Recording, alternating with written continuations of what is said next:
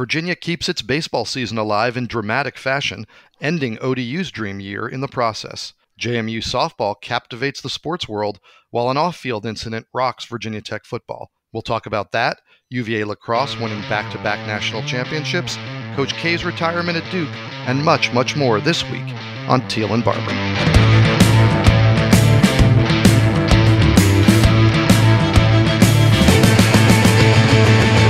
Welcome in to episode 51 of Teel and Barber, the Richmond Times-Dispatch and Richmond.com's Virginia Tech, UVA, and ACC sports podcast. I'm Mike Barber, ACC beat writer for the paper, and joining me here, as he always does, my co-host, the 13-time Sports Writer of the Year and the Virginia Sports Hall of Famer, Mr. David Teel. David, how are you, sir? I'm well. Good afternoon. It's great to talk to you. We don't interact as much.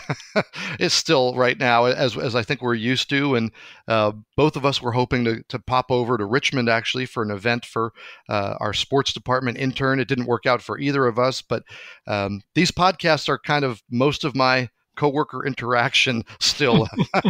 I think one of the reasons we're both looking forward to ACC kickoff and media days in Charlotte so much to actually get to see some of these colleagues that we really do enjoy spending time with. Absolutely. It'd be the first time since the ACC tournament in March, pretty much. Yeah, we'll talk about it a little later. I went up to Hartford for the lacrosse Final Four, and there were a few media people there I knew, and it was just sort of refreshing. It felt a little bit closer to normal, and we're still inching that direction, which is nice, and can't wait. Now, David, we don't have either of college sports, real cash cows, football or basketball this time of year, but we've had plenty of stuff to cover. And as I mentioned, UVA has already picked up another national championship in lacrosse. We'll get to that later. JMU became a national darling with its run in the NCAA softball tournament, and of course, Virginia baseball now finally living up to that preseason hype. Let's start there with the Diamond Who's. They came into the year a top 5 team. People had really high expectations, and slow start kind of washed that all out. Speaking of washed out, their game Monday night. But Virginia ultimately gets to play Old Dominion in the regional final in Columbia, South Carolina. They advance.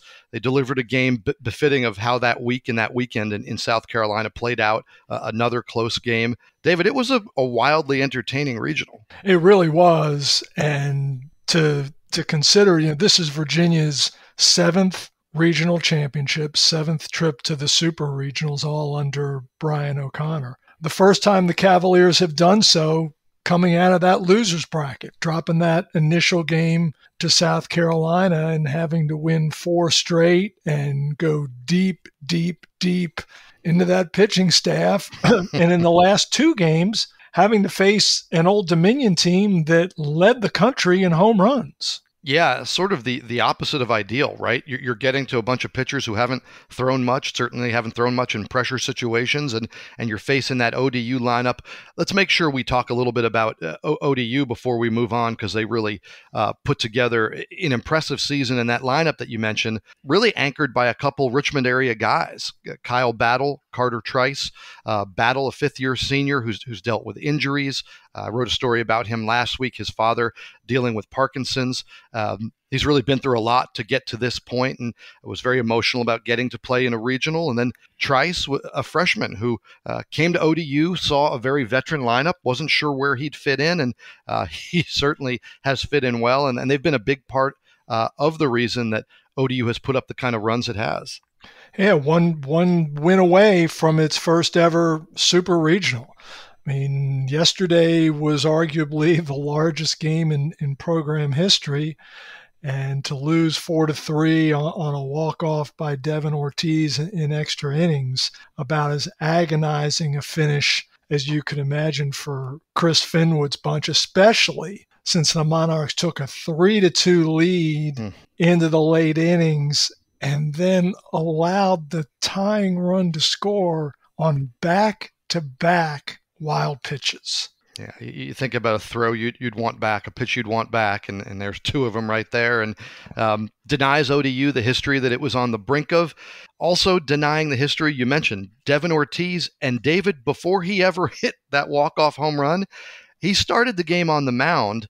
He went 4 scoreless innings. That's great. That's a big start. Mind you, Devin Ortiz only threw 2 innings all season. Yep. He has an injury to his non-throwing shoulder. He didn't pitch this year. He certainly was a promising pitching prospect coming in, but this is a guy that didn't pitch for UVA, goes out and throws 4 scoreless innings to get them off to the start they needed and hold down that lineup that we were just talking about. Amazing. I mean, he told us yesterday that it was the first time he'd started a game on the mound since his senior year of high school in 2017. Was really good out of the bullpen for UVA in 2019. And then this year had thrown only 2 innings. Now, all that said, Brian O'Connor reminded us that during the season this year, in inter-squad midweek scrimmages, he would use Ortiz and even stretched him out to 2, 3, 4 innings just for this scenario. And darn if it didn't emerge when the Cavaliers had to go to that final game, the 5th game for them of the Columbia Regional. Yeah, and then Ortiz finishes what he started. It was his walk-off home run in the 10th that gives Virginia the win. Now, when the game was rained out Monday, Ortiz found a positive way to look at that. Here's what he had to say. I was looking forward to it from the minute my eyes opened that day. So when I came back to the hotel after last night, I was a little frustrated. Because, that's something I was very looking forward to. And I just kind of reminded myself that maybe it happened for a reason. Maybe I wasn't going to have it yesterday. Maybe I'll have it today, or maybe, I'll hit something, big, or, I don't know. I was just reminding myself that in the hotel that, we didn't play today because there was a reason behind it. David, we'll never know, right? If Ortiz was going to throw 4 scoreless on Monday, if he was going to hit a game winner, what would have happened? But it's one of the things that makes sports so much fun is here's this wrinkle, right? And all of a sudden you're not playing. And how do you process that as an athlete? And clearly the approach that Devin Ortiz took was a successful approach. Well, and Mike, Ortiz needed to be locked down as a starter because Hunter Gregory, his opposing starter yesterday, went perfect for the first 5 1/3. 16 up, 16 down before UVA finally got to him with a 6th inning double, didn't get anything out of it. And finally, the Cavaliers got into the Monarchs bullpen and were able to do their damage. Logan Michaels is the one who broke up the perfect game with that 6th inning double. Yeah, it's one of the, I love baseball, but it's one of the cruelties of baseball to have a start like that kid did in a game that meant so much to his program, and then to come away empty-handed. And you see it at every level of baseball. You've seen in the majors, guys go 8 great innings and then see the bullpen give it up. And as we said, an amazing year for ODU and some amazing stuff beyond Ortiz for UVA in terms of pitchers that maybe we didn't expect to factor in a big way. I'm thinking about 5 scoreless innings for Matt Wyatt against South Carolina, the home team, mind you, even though they weren't the 1 seed. I'm thinking about Brandon Neeks, 16 strikeouts in the earlier meeting with ODU out of the bullpen. David, they got some lifts from guys that I imagine you and I were not anticipating. And Griff McGarry, who started the game, the first game against Old Dominion. And Mike, to think in that first Old Dominion game, McGarry and Neek combined for 24 strikeouts. Let's roll that math now. There's 27 outs in a game. This game didn't go extras. 24 of 27 outs via strike. I mean, you've never seen anything like that. It was remarkable. It really was, and not against schlubs, right? Against a lineup that doesn't strike out a lot. Like, this wasn't a free swinging lineup that had strikeout problems. This is a good hitting, good plate discipline, dangerous lineup. It wasn't the kind of lineup where you say, hey, I'm just going to throw strikes because they can't do anything with it. There were a lot of quality pitches in those 24 strikeouts to get to that number. Yeah, no, absolutely.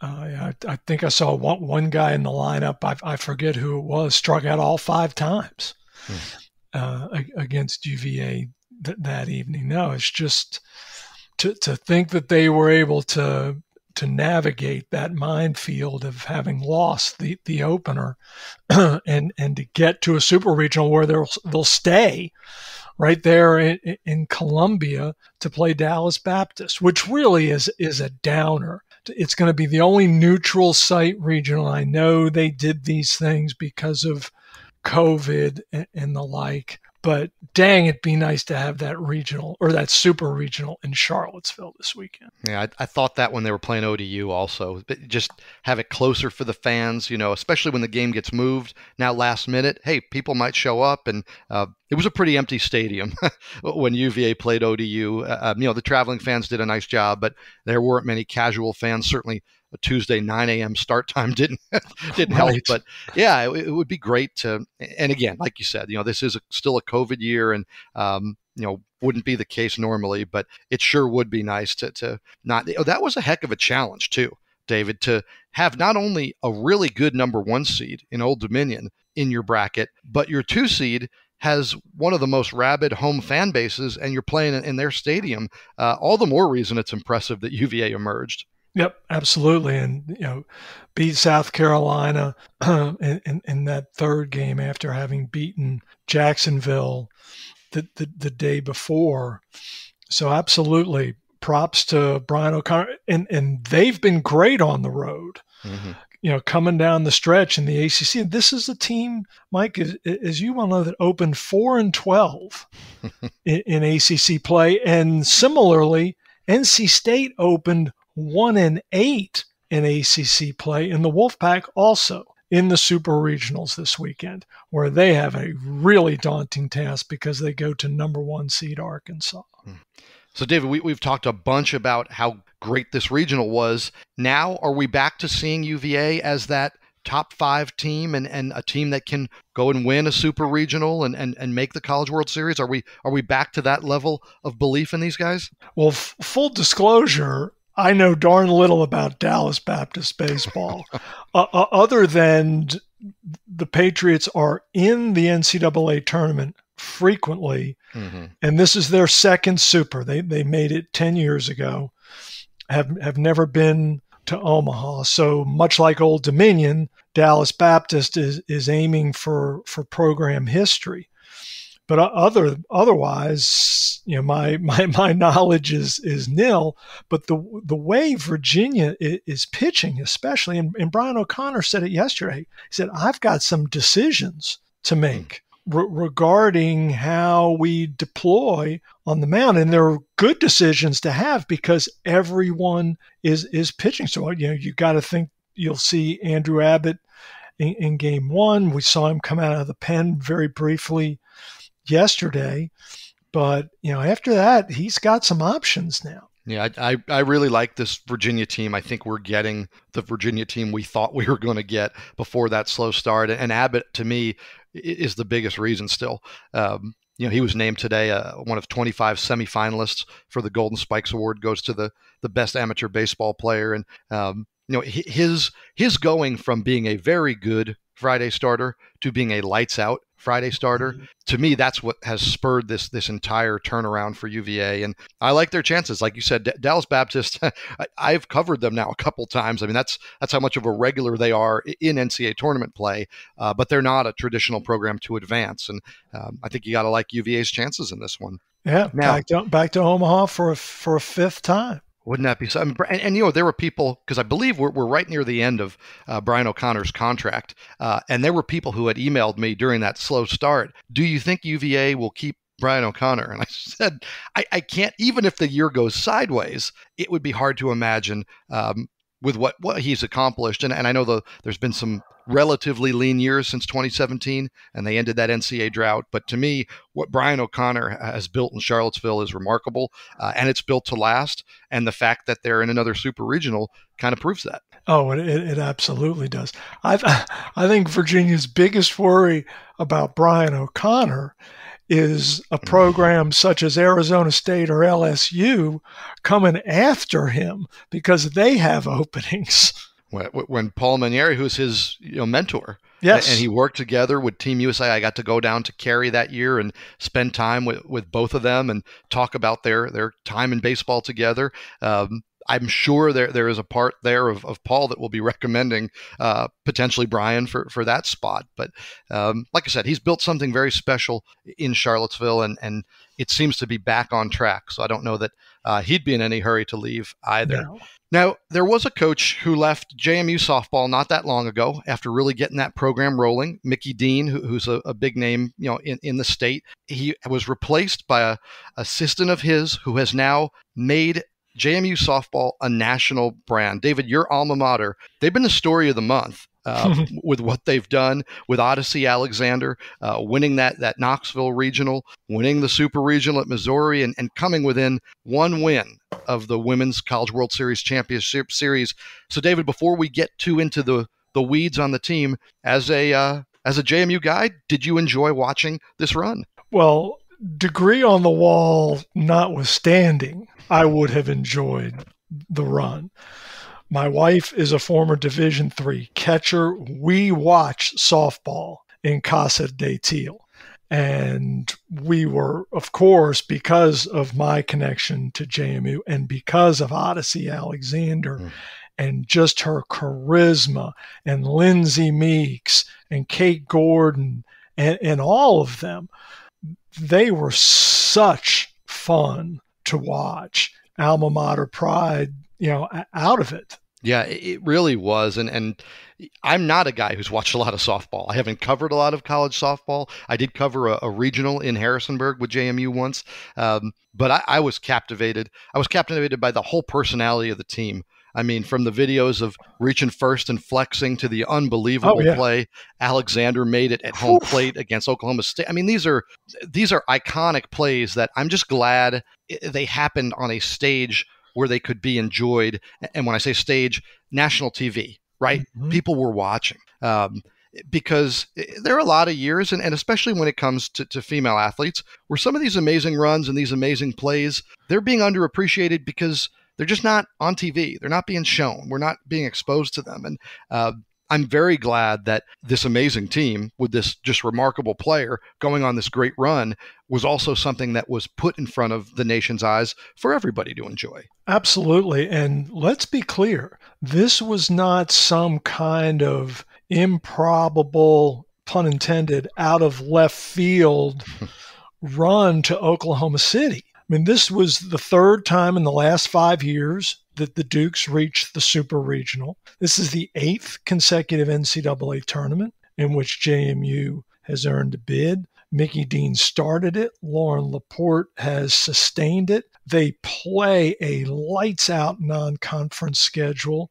every season. This year, aside, because of the pandemic, it was tamped down quite a bit. But they are unafraid of playing anyone, and you could see it in Oklahoma City. Here they are playing Oklahoma, which won its first national championship back in, I think, 2002, or in 2000, which is 2 years before JMU's program even started. And Dukes, they weren't intimidated. They went toe-to-toe with Oklahoma and Oklahoma State, just unafraid, and it was so much fun to watch. And I think they got it. Now, granted, a lot of seniors that they will say goodbye to, but the way the program is trending, gotta like their chances. Yeah, there's been a lot of talk about athletes and talking to the media, right? And a lot of it has come out of tennis and what's happening there. But one of the other things, and it's not the most important thing, but one of the other things that I really enjoyed is the personalities of this team, and in particular, Odyssey Alexander. What a great representative of your university, of women's sports in general. Like, every time you heard her talk, in the back of your mind, you thought, yeah, I like her. I hope things go well for her. And that's just such a valuable commodity to have when you're trying to promote a sport like softball that isn't promoted on the level of basketball or football. Nope. You're spot on. And she was terrific. Her teammates were great. I mean, Lindsay Meeks, how could you not like her? I mean, when she had her last at bat and I believe she drew a walk. And the game is over the other day. I think it was 7-1, and she strolls down to first base. And the fans started chanting. They wanted her to flex one last time. And she broke into this big grin, and she flexed, and then she blew kisses to the crowd. I mean, it was a great moment. It really was. Like I said, just great personalities. Alexander got a standing ovation from where were they? In Oklahoma, right? Yep. So it's two of the teams that you put on the edge of their seats, two that you beat earlier in the draw, and it just shows an appreciation, because we did see something special. And who knows, maybe we've been sleeping a little bit on college softball as a viewer fan sport. Not in our house. I say you guys are, as always, ahead of the curve. Ahead of the curve, to use another baseball pun. Yes. Well, while we're talking about JMU and this impressive run, it brings us to this week's edition of Who You Got. Of course, the Who You Got's going to be about James Madison, considering that it's David's alma mater and it's a program that Mike covered for 10 years earlier in his career. Recency bias tells us that Odyssey Alexander is the greatest, biggest star athlete in the school's history. In your opinion, who wears that crown? James Madison's biggest star. Who you got? Let's start with David. Well, yes. Recency bias would dictate Odyssey. And in the social media era, of course, everyone, she's getting tweets from Terrell Owens and Billie Jean King and everyone shouting her out. But the biggest star athlete the JMU has ever produced, in my mind, and maybe I'm missing somebody and Mike can remind me, would be Pro Football Hall of Famer Charles Haley. That's the name I came up with for this question, too. And, when I was there, Dawn Evans from women's basketball, she was a national name and electrifying. CJ Sapong, the men's soccer player, also national name in their sports. But Charles Haley is a name that I think transcends his sports. Now, if you want to get into the weeds of, okay, how great was he in college versus how great did he become in the pros, Evans and Sapong may have accomplished more at James Madison, but what Haley went on to do with all the Super Bowl titles, with his place as David said, as a Hall of Famer. I think Charles Haley, if you close your eyes and you think about JMU and you don't think of Lefty Driesell, which is still like the name that I kept coming, and I'm like, well, he's not an athlete. Don't use Lefty Driesell. I think Charles Haley, to me, he's still the one, and it'll be interesting to see where Odyssey Alexander ranks 10 years from now, and I hope people remember her, because she really was something special. Oh, they'll remember her.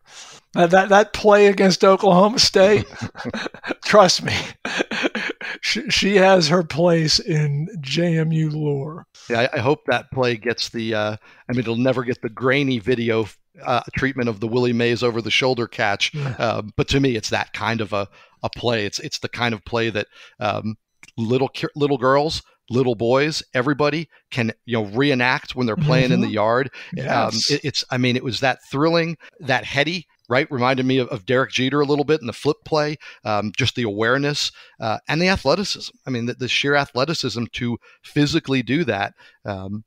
It's an indelible memory that she left us with, and a lot of indelible memories from that run. It's a kind of magical run that really is the best of sports. And this next story, David, out of Blacksburg, is the opposite. And we get them from time to time, and they eat at you, because they're not what we signed up to cover when we all got into the sports writing business. By now, you've surely heard a freshman football player at Virginia Tech, Isaiah Tute, was arrested last week, charged with murder. The victim was a 40-year-old gay man who police say was an acquaintance of Tute. More details came out. Mike Neislick of the Roanoke Times is covering for us. More details coming out today. Multiple encounters between Tute and his victim, who, as I mentioned, was gay and was also apparently on one of these dating apps, according to what the prosecutor said in court today. We haven't gotten many more details. Tute, of course, has been suspended from school, suspended from the team. David, anyway you cut this and any way the facts come out, this is an ugly story. Yeah, it's beyond grim. And Tute, Mike, according to court testimony today, he told the authorities that he punched the victim in the head 5 times and then kicked him when he was down, and heard gurgling as he was leaving the apartment and never called police. And he thought he was there to have sex with a woman. And he told police that when he discovered it was a man, he lost it. And that's when the violence happened.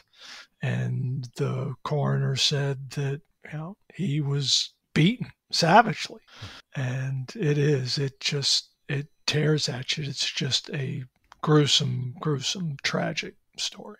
Hearing those details today, and the part that really turned my stomach was thinking back to a story that Mike Nislik wrote, where he had spoke to a spokesman for the victim's family, who at one point described him as 114 pounds soaking wet. And that, that's one of those things where you think about how much damage a person can do to another person, regardless of the circumstances, regardless of whatever else is happening.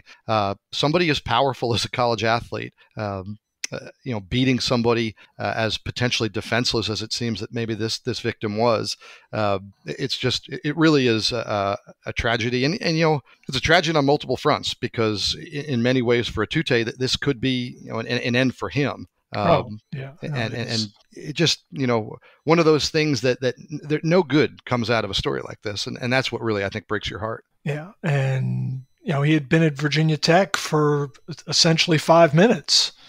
He was an early enrollee who graduated from Cox High School in Virginia Beach early, so he could go to Blacksburg and participate this spring in football practice. And his college career is over, and you would think that a good bit of his life is going to be unpleasant. Yeah, based certainly on what the prosecutor said, it appears that he was at least initially cooperative with the police, which certainly we're not criticizing that, but it certainly makes it sound that some jail time would be inevitable, whether they see fit to offer him some kind of a plea or this goes to trial.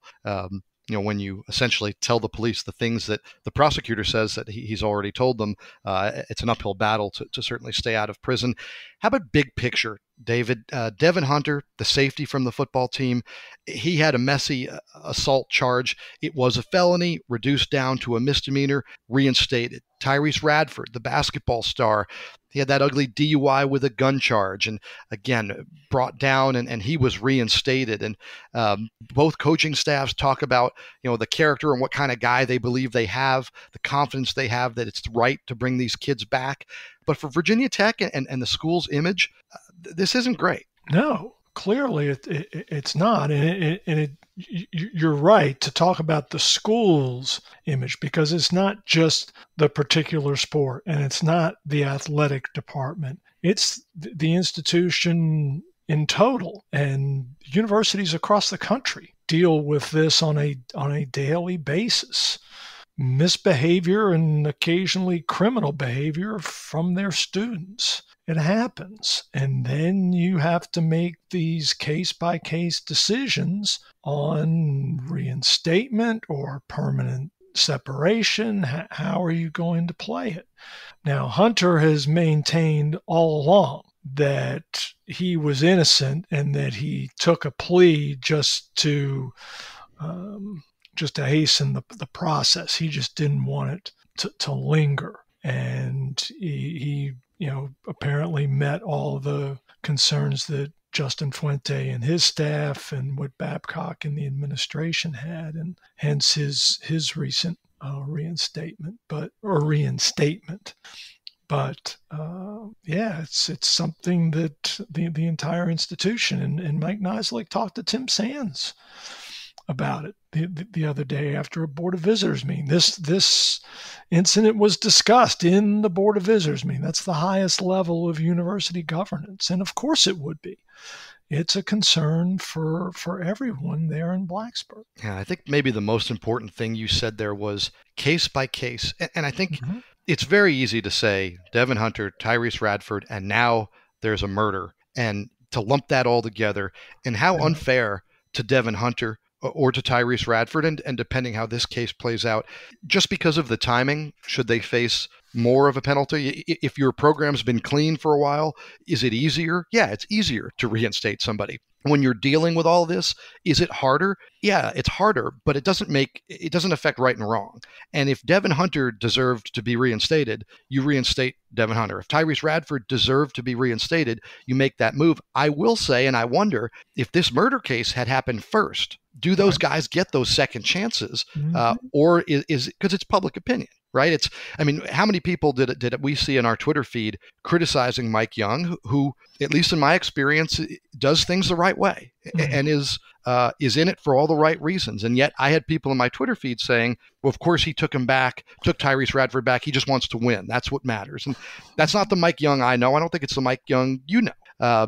Justin Fuente, forever what I want to say about his media availability, Justin Fuente has shown nothing but being a compassionate and a strong leader for his team. I always go back to that Austin Cannon story, where a player almost takes his life, and Justin, the role he played in being there at that moment and beyond.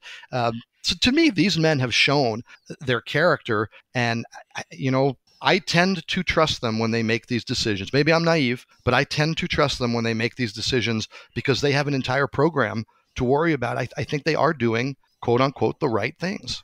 Well, and plus, Mike, and I agree with your points, Fuente clearly has a longer track record at Virginia Tech than does Mike Young. And Justin Fuente has been a very firm disciplinarian at times during his tenure leading Virginia Tech football. And he has parted ways with some very talented players. And you could argue that it cost him, but he didn't want them in his program. And so he decided to separate permanently.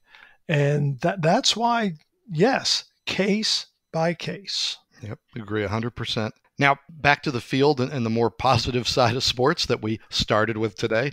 As I mentioned in the opening, UVA's already added another national championship trophy to its considerable haul.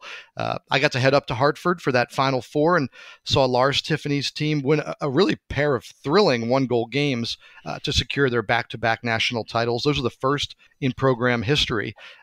David, unlike that 2019 championship run where that team was scoring late to win in thrilling fashion, this year it was all about holding on to leads. Right. They were coming out of the gates great, and then the other team was sort of firing back, whether it was Carolina or Maryland. And man, that final play of the championship game against Maryland, David, I don't know if you were tuned in for that. I imagine so. Oh, yeah. That was as thrilling and when you talk about heart-stopping, that's one of those ones where nobody was breathing in the press box because we're like, and waiting to see how it ended up. Maryland, with Virginia up by a goal and 10 seconds left, wins a face-off, and their face-off man essentially goes straight up the middle, unchecked to the goal, gets a shot off that he essentially fires into Alex Rhodes' chest. The save of his career, although Alex said he was basically just standing in the right spot. Mm-hmm.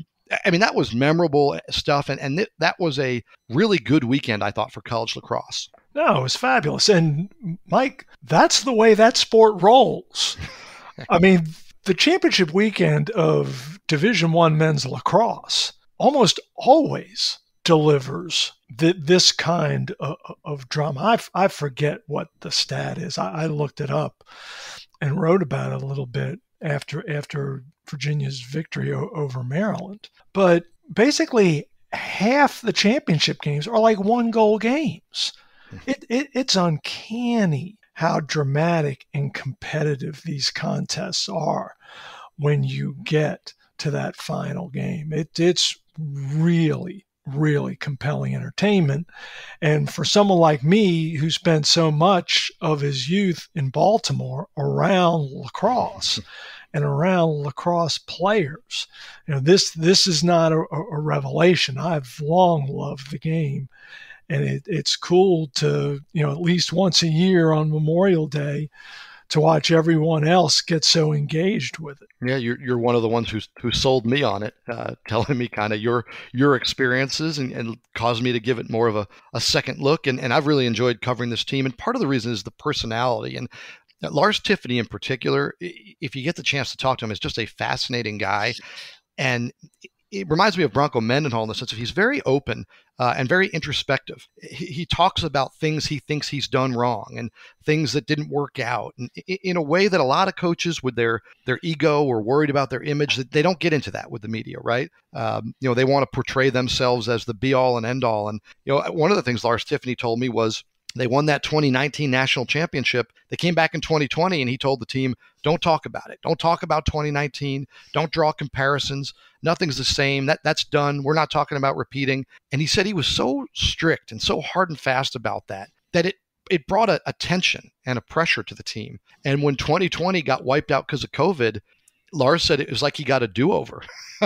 And he actually spoke with the Georgetown soccer coach and talked about his approach to trying to defend a title, and how it was the opposite. It was talk about how it's possible, draw from that experience, appreciate that experience. And the do-over worked out pretty well for this team. And the other thing that he was very honest about was they brought back a ton of talent. And then they brought in a transfer in Charlie Bertrand, who was a two-time player of the year at Merrimack Division II. They brought back, kind of unexpectedly, Dox Aitken, an All-American who had left to play football at Villanova. And all of a sudden, where maybe you and I would sit there and say, well, that's great, you got more great players, Lars Tiffany had a real problem with playing time and keeping everybody happy, finding the right mixes on the field. And he said they battled that chemistry issue and that playing time issue really for almost the entire season until they got into the postseason. And really in the postseason, man, they found a way to make it work in impressive fashion.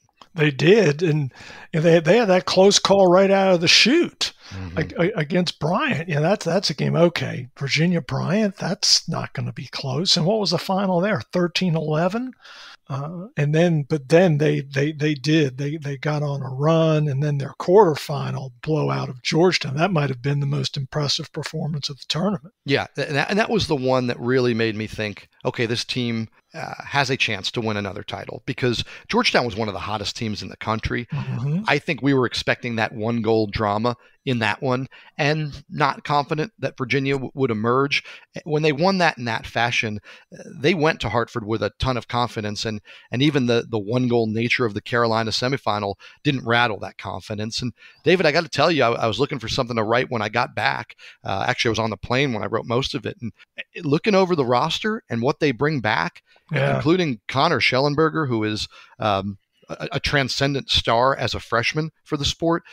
This is a team that is built to have those expectations to possibly do it again. Yeah, three-peat, and which would be a rarity in this sport. Yeah, championships don't grow on trees, although Mike Krzyzewski kind of at times made it look like they did when he was at Duke, and with the Olympics, and really everything Mike Krzyzewski touched.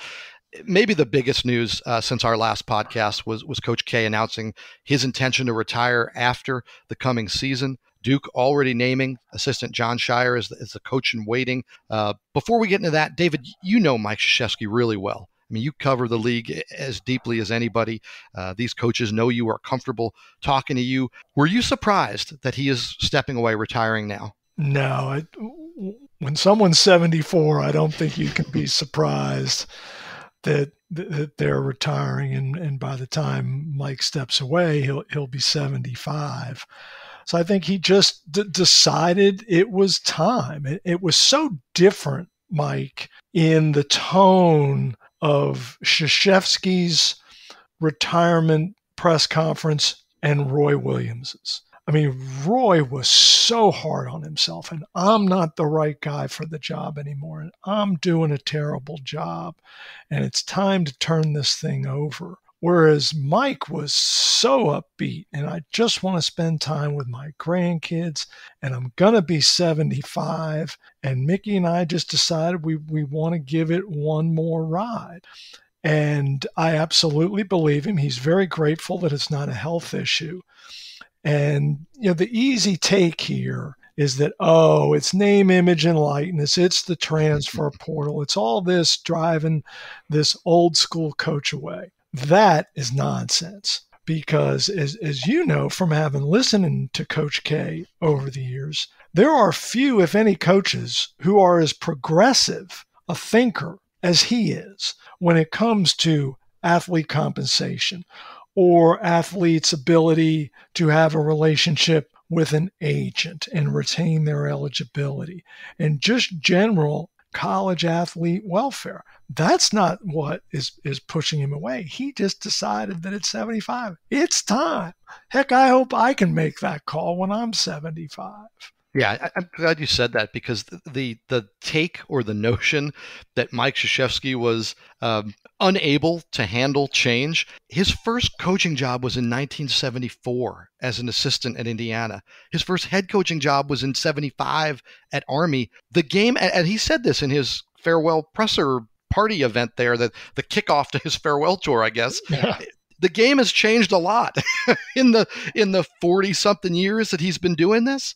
So the idea that I can't deal with the change. Now, a thing that I do think is maybe spoken by some, unspoken by other coaches at this point, I think the pandemic took a lot out of all these guys. Oh, sure. And when Mike Krzyzewski talks about wanting to spend more time with his family, I think that's genuine. You know, we've heard that, you know, when a guy's 38 and says that, there's usually some scandal under the, but at Mike's age, with everything we've gone through, with the time with our families that we've lost, I think it's very genuine. And I agree. I listen to him speak, and having listened to him speak for years now, you know, I don't think there's a challenge or a change or a curveball that Mike Krzyzewski's afraid of. And I don't know that he's tired of dealing with them. I think he's just accomplished, right? He's done so much. And I think he realizes, hey, I don't have to do this. I don't have anything burning that I haven't accomplished. And I think it speaks volumes that it wasn't retirement. It was, this is going to be my last year. He's got the energy, right? He's got the skills. He believes he can go out and pursue another championship. And then when he's done pursuing that, it's time to enjoy, you know, retirement. And I think that should be celebrated. And he's got a great advantage. You know, all three of his daughters and all 10 of his grandchildren are right there. They're all in the Durham area. And so he doesn't have to travel hither and yon to see the grands. He's going to have the chance to see them every day if that's how he chooses to play it. So absolutely, I mean, good on him. And you mentioned his first head coaching gig at Army. Mike, those 5 seasons in retrospect are beyond underrated. Mike Krzyzewski coached Army to 3 straight winning records. That program hasn't had 2 straight winning records since he left for Duke. So you're saying this Coach K guy is pretty decent basketball coach? Yeah. Which brings us to the next question. And there'll be plenty of time to kick this around. But how about the man following the man, the guy who gets to replace the legend, Jon Scheyer? David, I got to be honest. I thought they would stay in the K family, but I thought it would be Steve Wojciechowski or Tommy Amaker or Bobby Hurley or Johnny Dawkins, somebody with head coaching experience. Is this a good hire, and is this good timing to make this move? Number one, I don't know if it's a good hire, but given the timing that and Mike Krzyzewski, because of his military background, he wanted succession. You know, this is like a turnover of command in the Army. This is how he was raised at West Point as a student and then as an officer. Is that the commander identifies his successor and then grooms him.